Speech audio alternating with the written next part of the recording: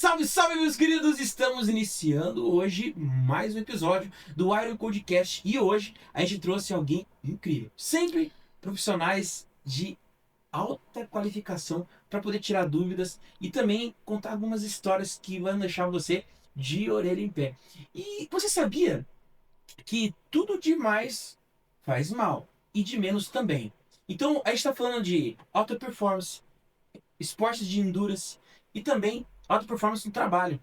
E até onde é legal a gente trabalhar com essa alta performance. E hoje eu tô com uma doutora, a médica, especialista aqui em neurologia, né?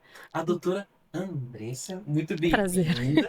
E eu quero que você ajude a gente aqui, hoje nessa mesa, a tirar algumas dúvidas, né? Até onde é legal a gente se esforçar tanto, porque eu vou te falar uma coisa. Que preguiça que dá, às vezes, fazer tanto exercício assim para conseguir completar, por exemplo, uma prova de Ironman. Uhum. E me conta uma coisa, isso faz bem ou é ruim? Mas antes disso aí, eu quero que você se apresente, que você converse um pouquinho com a gente aqui e conta o que você faz. Tá, então, oi. Olá! Olá. Eu sou Andressa, eu sou neurologista, eu tenho mestrado em neuroimunologia e tenho uma pós em neurointensivismo, então eu trabalho com doenças autoimunes. E eu sou uma triatleta amadora, né? Que legal. Tamo junto, né? É, bem amadora, mas é muito gostoso, né? E acho que já entrando um pouquinho, né, no que você perguntou, tudo que é demais até para porco faz mal. Minha avó sempre falava isso, né? Então, tudo tem realmente o limite e lembrar que o descanso também faz parte do treino, né? Então, a gente tem que treinar, tem que fazer a planilha, mas tem que descansar também. E é diferente, né? A gente falar do estresse físico no sentido de uma atividade física e do estresse do trabalho, né? O estresse mental. Os dois são um tipo de estresse puramente dito, né? Mas tem seus pormenores aí. Que legal. E me conta assim, hoje nessa tua rotina de treino, você consegue aplicar todos os seus conhecimentos que você tem na tua vida, no seu treino? Ou pra você também é difícil, olha? Não, é difícil. Tem aquele dia que a gente vai na força do ódio, tem o dia que a gente vai negociando toda a quilometragem que a gente está correndo, a natação, você vai nadando, pensando nos problemas e deixando eles irem com a água junto. Que legal. Então, sim, tem muitas vezes que é difícil, mas eu acho que quando a gente está cercado por bons outros profissionais também, né? Cada um no seu quadrado, a gente sempre consegue dar um jeitinho. E enquanto eu comecei falando aqui, eu lembrei de uma entrevista que a gente teve. Eu até indico você que ainda não se inscreveu no nosso canal. Ó, seleciona o sininho, se inscreve no nosso canal e busca depois o episódio do Gonzalez, Alexandre Gonzalez. Ele falou assim, que a gente não pode negociar. Ele fez, você que tá correndo atrás, Uhum, fazer as majors lá, ele terminou a mandala, uhum. né? E ele falou assim que ele não negocia mais com a cabeça dele porque é um terrorista. É. É um terrorista. E quando a gente fala assim de te negociar com a cabeça do terrorista, já vem um aspecto, mais um aspecto psicológico, né? De você não poder lidar com essas questões, essas crenças que a gente acaba tendo no dia a dia. Uhum, E quando a gente fala da neurologia, você fala que você já cuida do hardware, uhum. né? Então você cuida já do corpo, da Do máquina. corpo, aham. É, como que a gente pode hackear o nosso corpo? Porque a gente fala que não era um code no Uhum. podcast.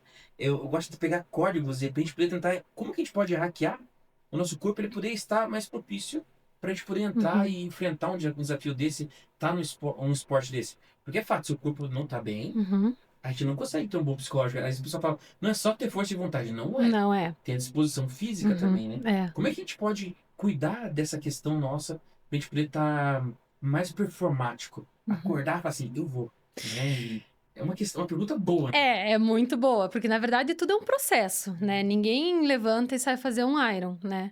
Então você tem que construir isso mentalmente e fisicamente. A minha primeira maratona foi esse ano, né? E eu fiz terapia com uma terapeuta do esporte, porque eu jurava que o meteoro vinha antes de eu completar minha maratona, assim, de tudo que aconteceu nesse meu processo. Então, fraturei meu pé uma semana antes de prova, tipo challenge lá em Floripa, que daí eu acabei não podendo fazer. Então, já tive fratura no meu quadril, fiquei 2 anos sem correr. Então, muitas vezes a gente tá num ápice e alguma coisa que a gente não controla acontece, a gente precisa voltar atrás, né? Então, sempre lapidar isso. Acordar assim, nossa, que vontade de nadar 1.800, pedalar 20 e correr, acho que ninguém acorda, né? Mas é o acordar e o levantar, é você ter essa rotina, essa disciplina no teu dia a dia. Isso para tudo na vida, né? Para estudo, para atividade física. Então, o teu cérebro, ele fica condicionado a isso. A você escutar o teu despertador, não colocar a soneca, né? Escutar o despertador, levantar, fazer teu pré-treino e sair treinar, fazer o que tá na tua planilha, voltar, saber que o descanso também, né? Igual eu comentei, faz super parte disso também. Então, se não tem treino, não treinar. Se tem um treino mais longo, e fazer, só sair, só começar. Depois que você começa, a tua rotina acaba virando essa mesmo, né? A questão de disciplina. Eu tenho mais de um treino por dia, eu tenho consultório, eu faço plantão, então a gente sempre tem que dar um jeito de colocar tudo junto, né? Tudo de uma forma rotineira. Legal. E você colocou assim, tem que realmente dormir, acordar e tomar um pré-treino. Uhum, Quando a gente fala de alimentação, o que, que a gente pode focar ou ter atenção especial para a gente poder manter uma boa qualidade é, do nosso sistema nervoso, uhum, para a gente estar com a nossa máquina boa, para poder pensar bem e tomar as melhores atitudes e manter a disciplina. Porque é fato que uma coisa aconteceu comigo, né? Eu comecei a mudar a alimentação e comecei a me sentir muito mais presente uhum. e muito melhor. Quando você fala do pré-treino, qual que é a melhor assim, não sei se foi um suplemento. Para essa parte neurológica, existe alguma questão nisso? Porque eu quero saber do natural Uhum, e o que escapa também do pouco natural. Porque eu já fiz um tempo atrás, uso de Vivance. uhum, Quando eu tava usando, foi excelente. Mas daí usei acho, uns 2 meses, daí resolvi parar porque eu não estava muito agitado. Eu ficava um pouco ansioso, uhum, resolvi, conversando com o médico, parei de tomar e não tomei, graças a Deus, tô indo bem. uhum. Mas eu senti que com a troca de alimentação, a minha vida ficou melhor. Né? Mas isso veio pro caso do treino, Da rotina. da rotina É. que fez eu encaixar e mudar a alimentação. Me conta um pouquinho como é que funciona essa questão, né? Esse combustível que a gente coloca nesse Uhum. nosso veículo, que é o nosso corpo, ele faz diferença nessa questão neurológica? O cérebro precisa do combustível, né? Então a gente Uhum. precisa se alimentar. Então, dietas muito malucas ou essas, né? O extremo nunca vai ser favorável. Então, é o que eu comentei. Eu, né, não sou nutricionista, então eu tenho a minha nutricionista. Então, eu vou na nutricionista e eu sigo o cardápio dela. Questão medicamentosa, quem tem indicação, quem tem déficit, quem precisa, aí sim precisa. Isso para tudo, né? Suplementação, como Venvance, Stavigile, Ritalina, todas essas medicações que dão um up, né? Eles, claro que eles são estimulantes, mas é como você comentou. Então, por eles serem estimulantes do sistema nervoso central, né, do nosso cérebro, eles acabam causando maior ansiedade, o coração acelera mais. Então, te dá uma falsa sensação de rendimento. Claro que no final, se você olhar os teus, né, os teus tempos, teu rendimento vai ter sido melhor. Mas às custas do quê? Né? Então, de algo que não estava deficitário. Então, uma piora da ansiedade, uma piora do sono, que daí entra de novo, né, na questão Uhum. de descansar. A longo prazo, pode isso alterar até a questão da memória, porque justamente você fica doutrinado a usar aquilo para focar, para atenção, e o cérebro também é um pouquinho preguiçoso. Então, se a gente doutrina, a gente acaba divagando de outras formas, né? Acaba perdendo de outro jeito. Então, quando é bem indicado, quando tem, ajuda e muito, né? Então, os pacientes que realmente têm indicação e que têm necessidade, ajuda muito na rotina de vida. Mas se não é o caso, eu acho que só traz malefício. Acho não, né? Só traz malefício. Porque é isso que eu comentei, né? O mecanismo de ação, ele vai dar esse up, mas vai ser uma coisa efêmera, né? Vai ser uma coisa que não é duradoura e que não vai trazer nenhum benefício. Porque não tem um déficit, né? E esse efeito que a pessoa tem de ter aumento de performance quando usa esse tipo de medicamento, o que, que ele faz dentro do cérebro da pessoa? De uma pessoa normal e de uma pessoa que tem um déficit de atenção, por exemplo. Que são duas pessoas distintas, né? Sim. Que esse medicamento age? Porque ambos sentem a melhora da cognição, da concentração, ambos Uhum. sentem. Mas o que isso traz de benefício e malefício para quem precisa e para quem não precisa? É É. o que acontece, tem muitos empresários hoje que fazem uso, não digo só empresários, líderes, que eu conheci também já, que fazem uso normal, porque senão não consegue dar conta de ver tantos números, tantos Uhum. indicadores, e dar conta de concentrar e conseguir defender, atacar. Então você vê que o pessoal acaba indo para esse tipo de recurso. É. E tem gente que não precisa, tecnicamente, né? que isso é bom e ruim para cada um desses? Isso é algo bem complicado, né? Porque justamente eu acho que a forma como a gente vive hoje em dia é uma sociedade que demanda muito das mesmas 24 horas que a gente sempre teve.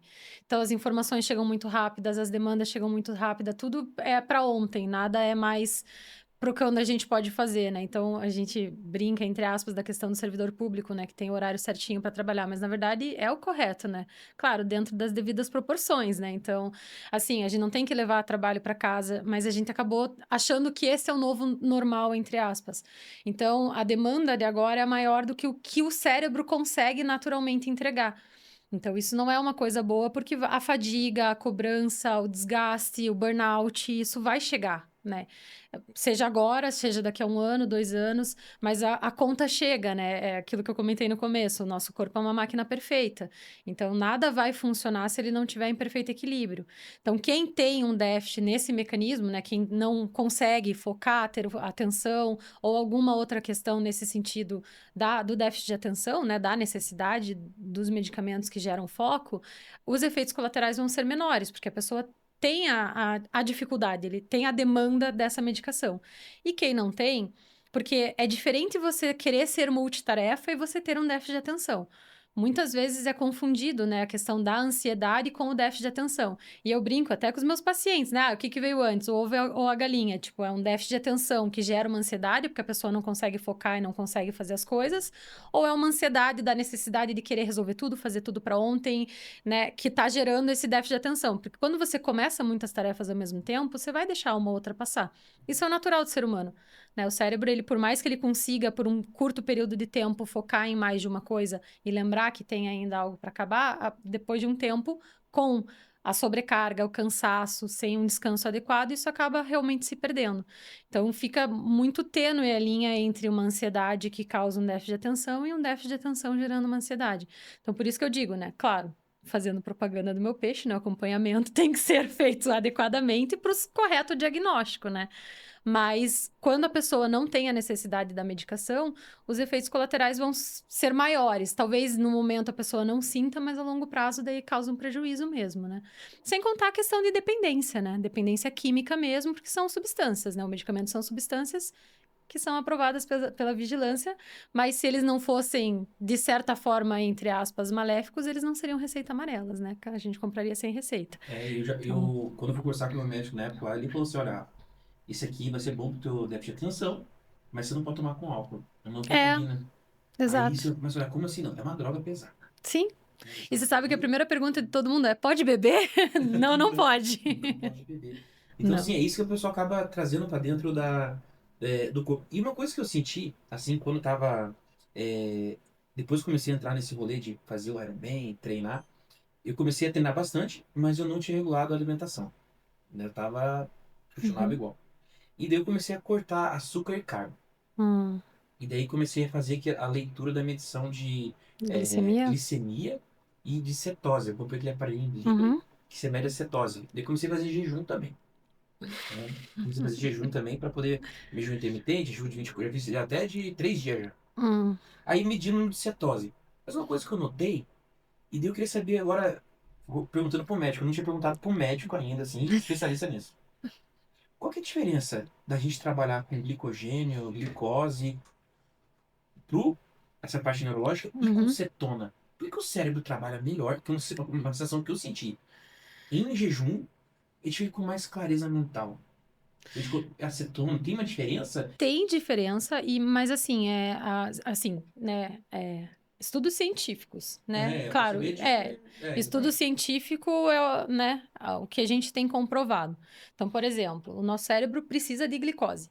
Uhum. A gente acha que o carboidrato é ruim, mas não é. Eu vi isso eu mesma, né, na minha periodização da maratona, porque como eu queria perder peso, eu diminuí a glicose, só que os treinos não rendem, né? Por exemplo, a dieta cetogênica, ela condiciona o cérebro a mudar essa forma de se alimentar, vamos chamar assim, né? Então, ela Uhum. consegue trocar, né, com a dieta cetogênica, por necessidade, ela faz essa adaptação. O único não, mas o maior benefício da dieta cetogênica é para quem tem epilepsia, né? Porque daí é comprovado que diminui as crises convulsivas. Tem crianças que têm epilepsia que são refratárias a todos os remédios e que usam a dieta cetogênica para tratar. Agora, em questão, assim, tem alguns estudos que falam de melhora de cognitivo, de melhora de atenção, mas quando você compara realmente os resultados, é leve a diferença, né?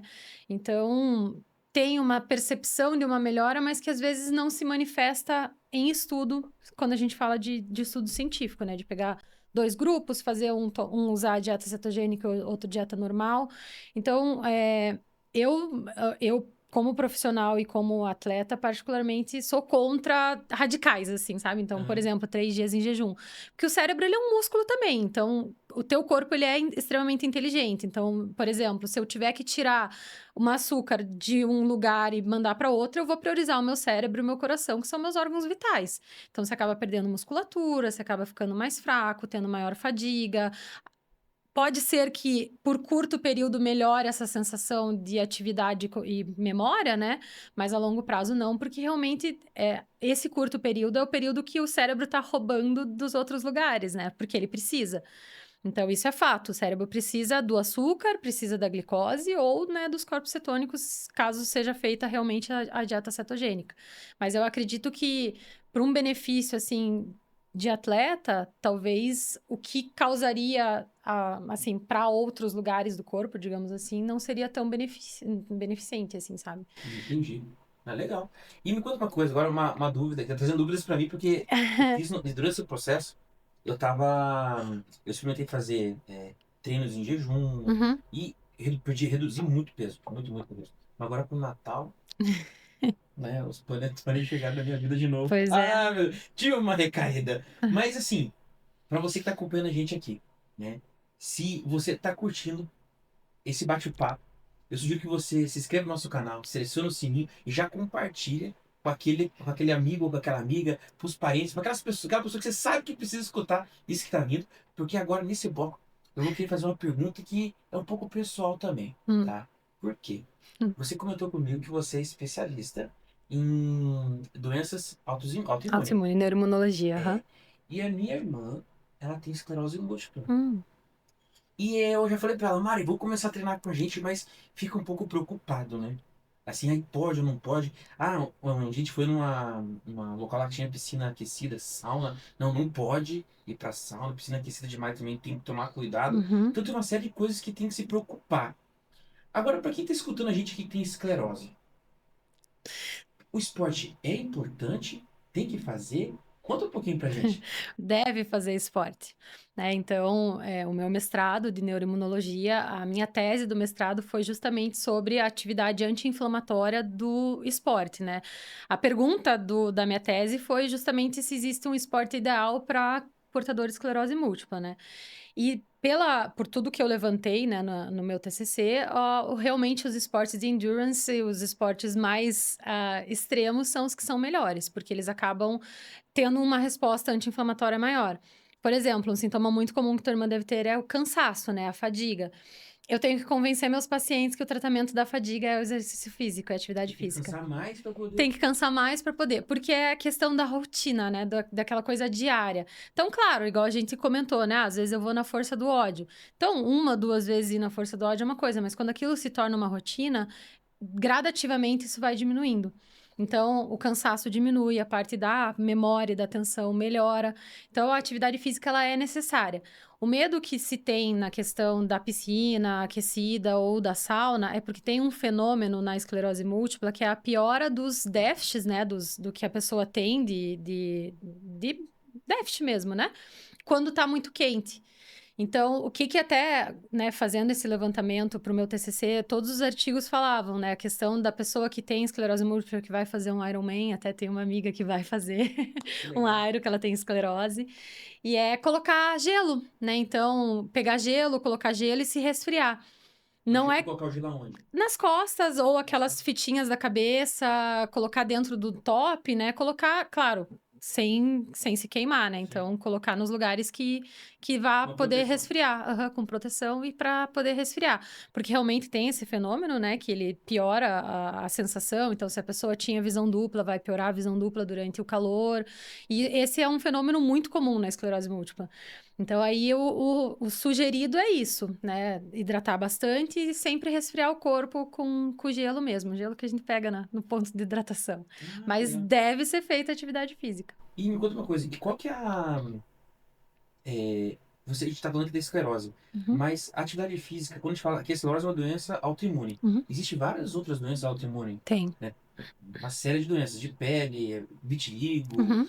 O esporte ele é bom para todas essas doenças? Ou a gente pode falar só da esclerose aqui agora, que é que você É, especialidade? Queria saber agora se você se sente confortável falar sobre esse aspecto no geral, é. porque doença autoimune Tem várias, tem tem. várias outras, né? Neurologicamente falando, né, das doenças autoimunes, não são todas que dá pra fazer atividade física, porque algumas pioram com atividade física, né, pioram com cansaço, e outras, assim, daí depende muito. Por exemplo, a doença da Celine Dion, que é a síndrome da pessoa rígida, não sei se já viu alguma coisa. Existe uma síndrome que é a síndrome da pessoa rígida, que a pessoa vai ficando gradativamente mais com aumento de tônus muscular, então fica duro, né? A pessoa fica rígida, por isso o nome. Não consegue ter a. Não consegue ter mobilidade. É o mesmo assim que um fisiculturista, só que de uma forma patológica, né? De uma forma que não é saudável. E eu tenho um paciente que tem a síndrome da pessoa rígida e ele gosta de levantar peso. Daí eu falo pra ele, eu falo pra tomar cuidado, porque ele tá piorando o mecanismo da doença dele. Então é isso que eu digo, a atividade física ela geralmente vai ajudar, mas a gente tem que saber. Então por isso também eu volto no comentário que eu fiz, sempre ter profissionais, né? Então nutrição, ter sempre um nutricionista, ter um educador físico acompanhando, fisioterapeuta. Então tudo isso é extremamente importante, né? Pra gente que quer fazer, né, um triatlon ou para as pessoas que têm alguma doença que precisam ser tratadas. Então, sempre a equipe multiprofissional para qualquer coisa. Multidisciplinar, né? É verdade. É, É que hoje, quando a gente olha para essa questão desse diagnóstico, para minha irmã foi bem claro assim, quando ela teve o diagnóstico, ela tomou aquele susto, o pessoal, e a gente acaba sendo rotulado, né? Deu uma coisa que ela falou assim, a gente tá morrendo, todo mundo tá morrendo todo dia, sim. mas quando a gente recebe um diagnóstico, a gente fica tipo, com um peso, né? Nossa, e agora? O que que vai ser da minha vida? E assim, ela tá vivendo a vida dela, beijo no coração, querida, e ela falou assim, eu quero assistir esse episódio inteiro, Rafael. Esse episódio inteiro porque é legal coletar informações, né, de profissionais distintos. E é legal saber que você é especialista nisso e trabalha, a tua especialidade é essa, né? O Uhum. esporte, o impacto positivo que ele traz para a vida de pessoas que têm esclerose. Então, você que tem esclerose múltipla, você que quer buscar melhorar a tua condição, então se a pessoa sente cansaço, tem que cansar mais. Mas. E você encontrou essa resposta? Qual que é a melhor modalidade? Como é que foi isso? Então, todos os artigos terminavam, né? Mais pesquisas devem ser realizadas, e realmente. Mas realmente o triatlon seria o ideal, porque é o de endurance, né? Então, de longas distâncias e mais. Então, e tem essas três modalidades. As três modalidades. Dentre as modalidades, essa minha amiga, né? Vou até fazer um parênteses, né, filosófico. Eu gosto da natação, eu morro no pedal, eu faço porque senão não é tri, é duatlon, né? E a corrida é a corrida, né? O queridinho de todo mundo. Então a corrida acho que ninguém vai falar mal. Mas eu amo a natação e ela ama pedalar. Eu odeio pedal. A Vanusa que não me escuta, mas eu odeio pedal. E a natação, ela é melhor porque a natação, ela tira o impacto, né? E faz a resistência da água. Então, dentre os três esportes, a natação é o melhor por causa disso, porque diminui as questões de lesão. Mas, assim, todos eles são. Só que, claro, né? A esclerose múltipla, ela costuma dar a perda de força. Então, você tem que ver o quanto a pessoa... O que a pessoa consegue fazer e o quanto ela consegue fazer. Porque uma pessoa que tem, por exemplo, que ela não tem força na perna, você não vai colocar ela para pedalar numa estrada, né? Você vai colocar ela num pedal indoor. Então, né? Por isso que eu digo, você tem que sempre individualizar isso para a pessoa. Mas as três modalidades são ótimas, porque realmente quanto mais atividade física, maior o efeito anti-inflamatório, né? Então diminui a questão do surto da esclerose múltipla, gira em torno do corpo atacando as células do sistema nervoso central, né? Então eu brinco que são os nossos soldadinhos que se rebelaram contra o nosso próprio corpo. Sim. E a atividade física diminui isso. Então diminui essa resposta inflamatória. Então, é nesse sentido que a atividade física acaba ajudando na progressão da doença e nos surtos que elas podem Que daí, ocasionar. ao invés dos soldadinhos ir atacar onde não pode, vai acabar atacando ali o músculo para poder Para poder resolver. para recuperar o músculo e fazer o negócio rodar. Que legal. E me conta um pouquinho daí nessa questão da, desse movimento que você está fazendo no triatlon, de maratona. O que você está almejando para o futuro que emerge? Conta pra gente. Bom, agora a curto prazo é a Maratona de Tóquio, né? Vai ser a minha primeira major. Como eu comentei, eu tenho uma relação de amor e ódio com a maratona, né? Porque, na verdade, de amor, mas eu passei por vários perrengues até chegar na minha primeira maratona, que foi esse ano. Então, eu tive uma lesão no quadril lá em 2016, eu comecei a correr em 2014. E daí fiquei 2 anos sem correr, engordei muito, daí comecei a voltar nos eixos, só que daí eu fazia só academia, daí não era o suficiente, daí que eu fui pro triatlon. Curtas distâncias, porque eu sabia que eu ia poder fazer.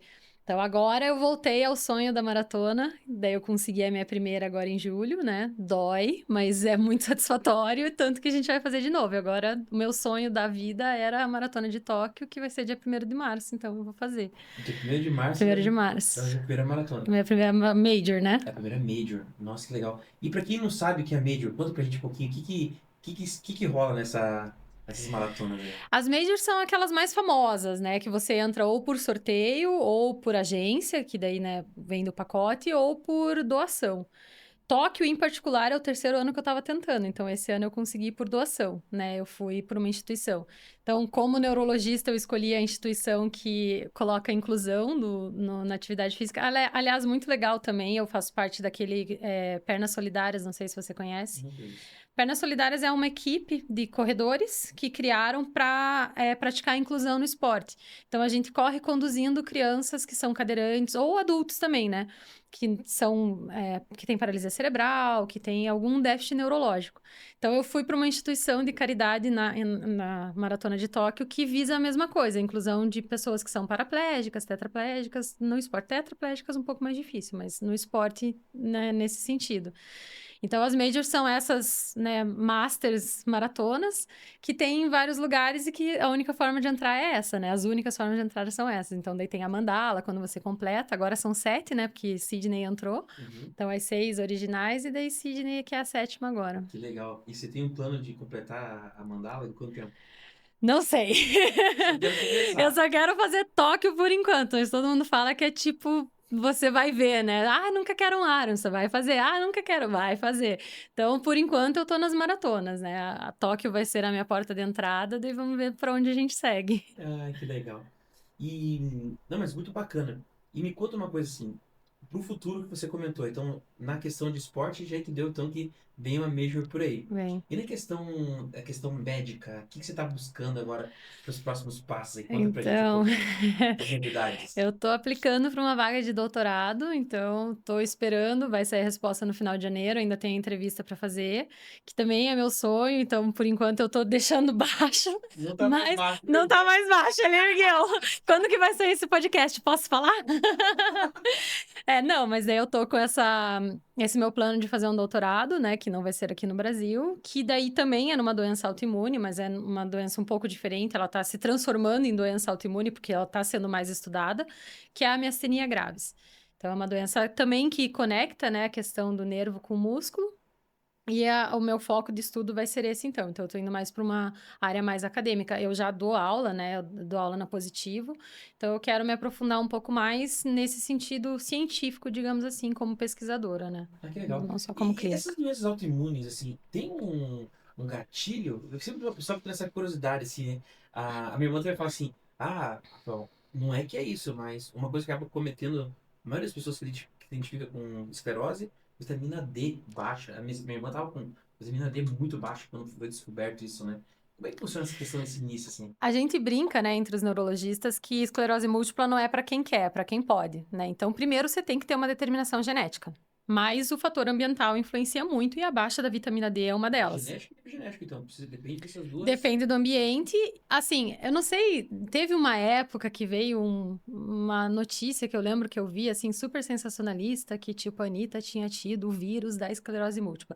Não, mas é que existem alguns vírus que podem manifestar, né, de uma forma que a pessoa desenvolva, mas é isso que eu comentei. 2 pessoas podem ser infectadas pelo mesmo vírus, a que só vai desenvolver se ela tiver a predisposição. Não, é o citomegalovírus, a doença do beijo. Ele pode fazer, o Epstein-Barr, né? O Epstein-Barr também. Então, que podem causar essa resposta inflamatória e que podem cursar com o desenvolvimento da doença, né? Mas, geralmente não, a pessoa tem que ter a pré-determinação genética, né? Mais o fator ambiental.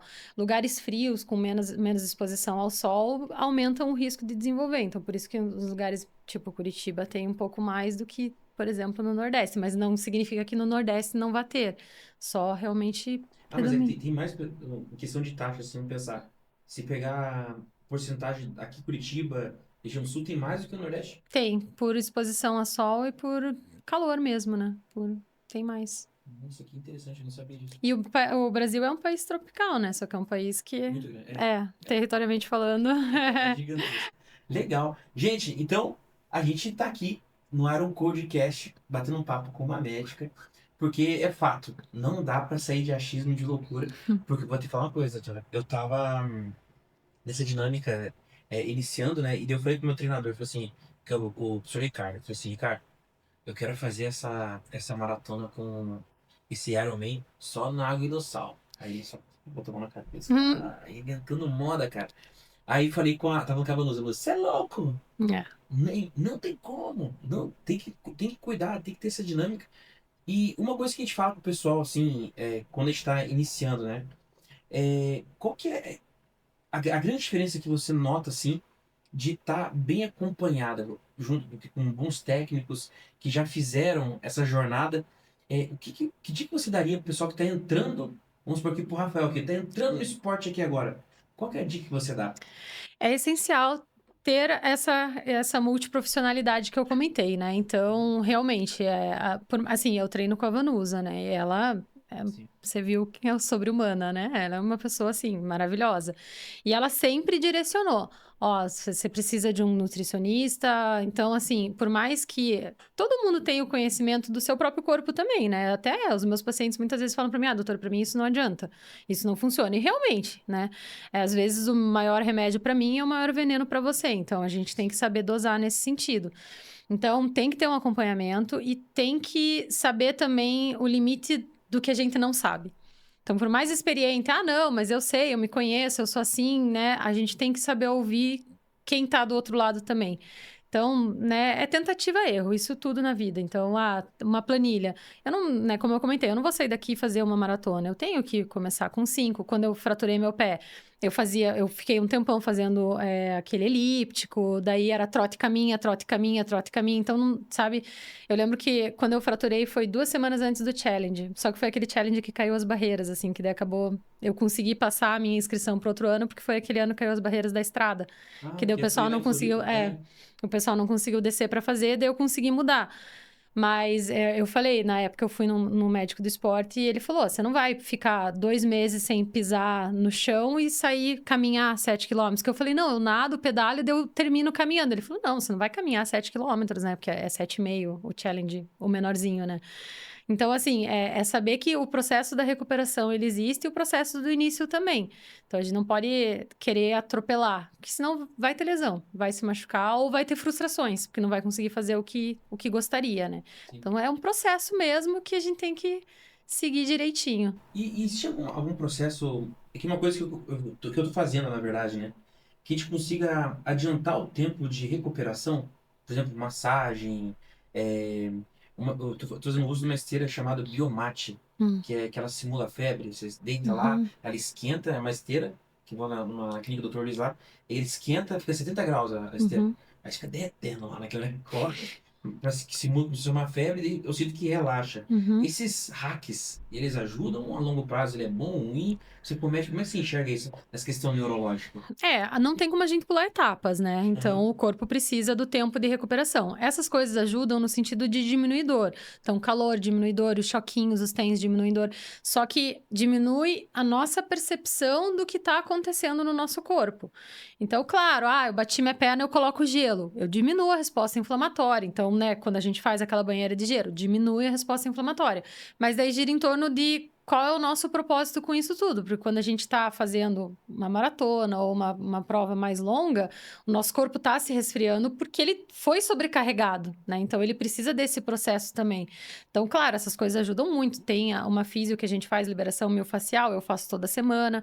Então, isso ajuda, mas justamente me ajuda a poder continuar treinando na intensidade necessária, né? Então, é um equilíbrio mesmo, né? Não tem como a gente acelerar essa recuperação. Se você fizer uma lesão que seja de joelho, uma lesão articular, alguma coisa assim, a gente não vai conseguir acelerar nesse sentido. Daí, realmente, é a recuperação, a fisioterapia, a reabilitação. E moldar teu músculo em cima da estabilidade das suas articulações, né? Que é o que te carrega. Então, ajuda, mas não resolve. Entendi. Então, acho que a resposta, para finalizar, que a grande resposta para esse nosso episódio aqui é: a gente pode fazer esporte de alta performance, mas tem que respeitar os limites, né? E os limites dependem da construção desse limite, porque hoje o que é limite pra gente nessa semana, daqui 2 anos, na verdade, ele tá lá atrás. Ainda tá lá atrás. Então, o limite ele vai aumentando de acordo com o que você vai preparando o teu. Pra mim, acho que o grande código desse nosso episódio é esse. É um Então, processo. é um processo. Então, o nosso limite de hoje vai ser diferente do limite de amanhã. Então, a gente tem que ir empilhando resultados, né? Até construir um corpo mais preparado para aguentar essa bucha do endurance aí, Sim. que não é fácil, né? Não é fácil, mas vale a pena e tem muitos benefícios. Então, realmente, né, é respeitar o limite fisiológico, digamos, né? Não o limite de, ai, né, tipo, tá calor, tô com preguiça, mas realmente o limite daquele momento, porque vai mudar, o limite vai mudar. E a gente chega onde a gente quiser chegar. Que legal, que legal. Gente, então, o episódio tá indo pro final aqui agora. Eu gostaria que você pensasse numa frase de impacto pra você mandar para os seus seguidores, para os seus pacientes agora. Porque é assim, gente. A gente tá aqui para transbordar na vida das pessoas. E se você ficar com qualquer dúvida, deixa teu arroba. Como é que o pessoal consegue te encontrar? Fala aí no Instagram. Nossa, pior que eu nem lembro o meu do profissional, eu acho que é doutorandressa.neuro. A gente vai deixar marcada também aqui embaixo para vocês. Eu acho que o A é junto com o doutor A, né? Então é doutoraandressa.neuro. Se eu não me engano, é isso. Aí pode entrar lá e consegue encontrar teu contato. Tem, tem meu contato lá. Legal. Então você que tem esclerose múltipla, tá querendo fazer o Ironman ou um esporte, vai conversar. Vamos lá! Tá? Porque não adianta só conversar com médicos que são especialistas na área. Tem legal de médicos que estão no rolê também, né? Que sabem como é que é. A ideia é justamente essa aqui, a gente conseguir fazer esse movimento de transbordo para poder apoiar você que está acompanhando a gente aqui no Iron Codecast. E assim, gente, tá chegando, nós estamos no finalzinho, esse episódio está sendo gravado no finalzinho do ano, mas você vai assistir no comecinho do ano, no comecinho de 2017, e tá aí. Eu vou fazer a prova no dia 8 de março e tem pouquíssimo tempo. E agora eu tenho que conversar sempre com o especialista. É multidisciplinar, porque eu não posso me machucar. Não pode. Eu tenho uma vida, eu tenho filho para criar, tenho mulher para cuidar, tenho empresa. Então, é uma das coisas que eu tô fazendo. É se preparando para o Ironman aí que vai acontecer aqui em Curitiba. Doutora, então olha pra câmera e manda aquela mensagem especial pra gente encerrar com chave de ouro esse episódio. Eu vou roubar uma frase que eu vi uma época que estava bem conturbada da minha vida e que eu achei que caiu como uma luva, então, né, eu gosto dela. Que é: o sofrimento é passageiro, desistir é para sempre. Então, vai doer, mas com disciplina, com determinação, isso para tudo na nossa vida, seja profissional, seja de atleta ou qualquer outra coisa. Então, né, se não doer, acho difícil. Alguma coisa sempre vai estar pelo meio do caminho, mas vai sempre valer a pena. Legal. Gente, dói, mas é bom. Basicamente, é isso. Doutora, gratidão por Imagina. esse momento tão especial. Eu gostei demais de conversar contigo. Que bom. E você, fica com Deus e até o próximo episódio. Tchau, tchau. Muito bom.